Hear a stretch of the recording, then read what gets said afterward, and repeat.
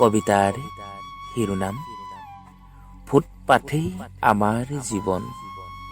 কথা আৰু আবৃত্তিকাৰ গিৰিচন্দন দিহিঙীয়া।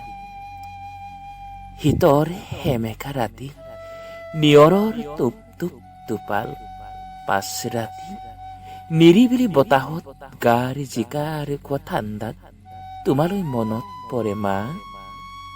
অ' মা, তুমি যে মোক সেই ডাষ্টবিনত পেলাই থৈ গলা আৰু কোনোদিন দেখা নাই তোমাক।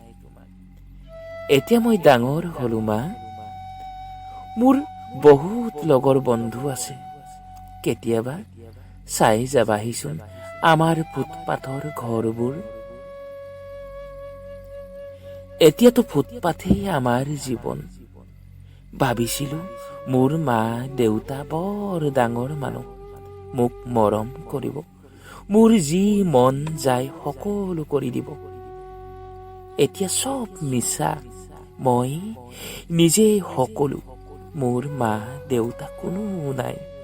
তোমালোকে চিন্তা নকৰিবা, আমাৰ সদায় নতুন কাপোৰ থাকেই, অলপ ফটা চিটা তথাপিও চলি যায়।